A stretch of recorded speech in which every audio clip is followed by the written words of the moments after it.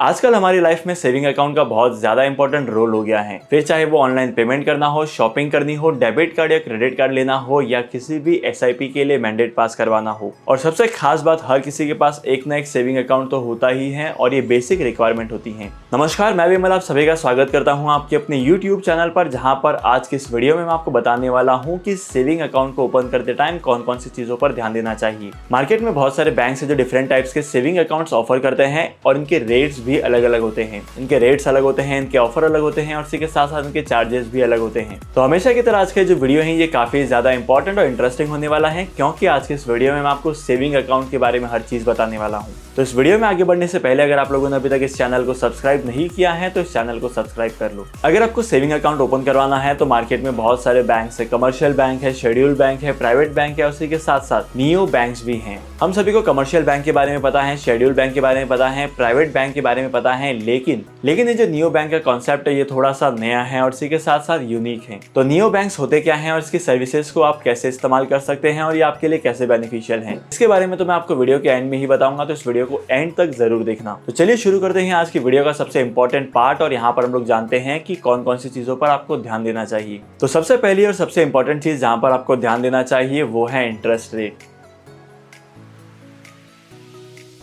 अगर आप बैंक को पैसा देते हैं, बैंक में डिपॉजिट करते हैं, तो यहाँ पर आपको इंटरेस्ट भी मिलता है। लेकिन आपके सेविंग बैंक पर इंटरेस्ट कितना मिलेगा, ये बहुत सारे बैंक्स में अलग अलग रेट्स होती हैं। कुछ बैंक्स होते हैं जो आपको 2.5% के इंटरेस्ट देंगे, कुछ बैंक होते हैं जो आपको 3% के देंगे इंटरेस्ट, और इसी के साथ साथ मार्केट में बहुत सारे बैंक्स ऐसे भी होते हैं जो आपको गारंटीड 6.5% या 7% के सेविंग बैंक अकाउंट पर रिटर्न देते हैं। लेकिन इन बैंक में इन्वेस्टमेंट्स करने से पहले आपको ये जरूर ध्यान देना है कि यहाँ पर मिनिमम बैलेंस होता है। लेकिन 6 to 7% rate of interest offer करते हैं सेविंग अकाउंट पर, तो यहाँ पर बहुत सारी कंडीशंस होती हैं। मैंने खुद पर्सनली ऑब्जर्व किया है, यहाँ पर बहुत बार ऐसा होता है कि आपको 1 लाख रुपए का मिनिमम डिपॉजिट रखना पड़ेगा। मतलब जो मिनिमम मंथली एवरेज बैलेंस होता है ना, वो आपका 1 लाख होना चाहिए। तो जब कभी भी आप किसी भी बैंक में अकाउंट ओपन करेंगे तो आपको इस चीज का ध्यान जरूर देना है। अगर इंटरेस्ट रेट ज्यादा होती है तो इसमें कुछ कंडीशन छिपी होती हैं, और अगर इंटरेस्ट रेट कम होती है तो यहाँ पर आपको कमाने के लिए कुछ भी नहीं मिलेगा। तो आपको ये चेक करना है कि अगर इंटरेस्ट रेट कम है तो इसके पीछे आपको क्या क्या बेनिफिट मिलेंगे, और इसी के साथ साथ आपको ये भी चेक करना है कि अगर इंटरेस्ट रेट बैंक ज्यादा दे रही है तो इसके क्या कंडीशंस है।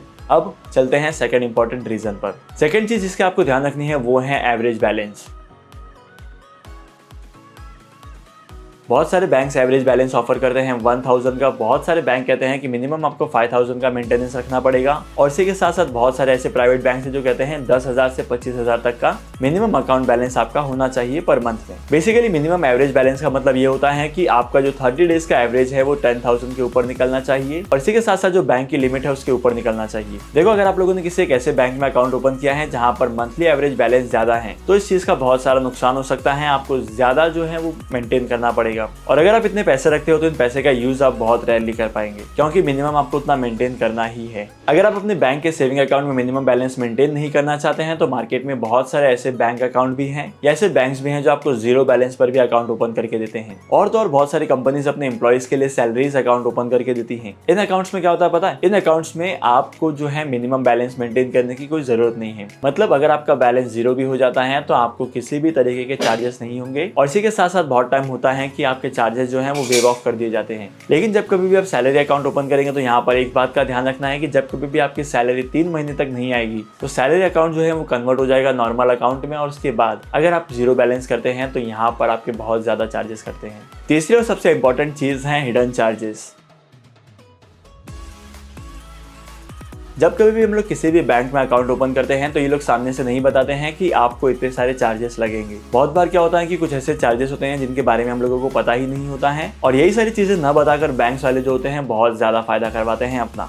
तो जब कभी भी आप किसी भी बैंक में अकाउंट ओपन करते हैं तो यहाँ पर आपको कोई भी हिडन चार्जेस है तो वो आपको जरूर चेकआउट करने हैं। फोर्थ और सबसे इंपॉर्टेंट फैक्टर आपको चेक करना है कि ब्रांच का नेटवर्क कैसा है।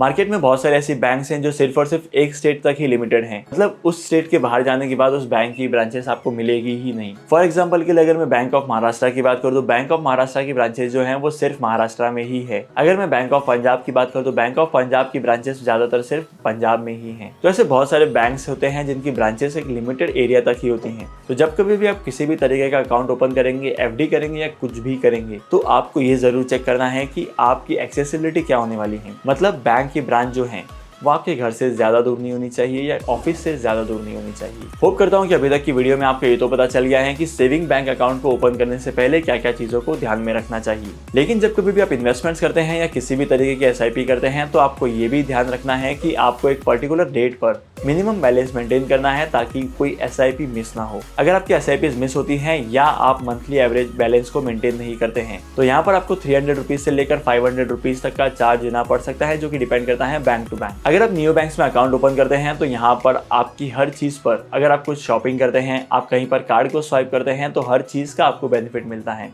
करंटली ये सारी कंपनी जो हैं वो कोई चार्जेस नहीं ले रही हैं, आपके डेबिट कार्ड के भी कोई चार्जेस नहीं है, आपके किसी भी तरीके की कोई भी सर्विस हो, यहाँ पर ज्यादातर सर्विसेज जो है वो फ्री ऑफ कॉस्ट है। तो आपको अपने प्राइमरी बैंक अकाउंट के साथ साथ एक नियो बैंक में भी अकाउंट जरूर ओपन करना चाहिए, क्योंकि अगर आप नियो बैंक में अकाउंट ओपन करते हैं तो यहाँ पर आपकी बहुत सारी सेविंग्स होती हैं। आज की इस वीडियो को यहीं पर खत्म करते हैं और होप करता हूँ कि आज की वीडियो का कंटेंट आपको वैल्यूएबल लगा होगा। अगर आपने आज की इस वीडियो से कुछ नया सीखा है तो इस वीडियो को लाइक करना, शेयर करना। इसी के साथ साथ अगर आप इस चैनल पर नए हो और आपने अभी तक इस चैनल को सब्सक्राइब नहीं किया है तो इंतजार किस बात का है दोस्त, इस चैनल को सब्सक्राइब करो। मैं आपको मिलूंगा अगली वीडियो में नए टॉपिक के साथ, एक इंटरेस्टिंग टॉपिक के साथ। तब तक के लिए signing off, happy investing and good bye.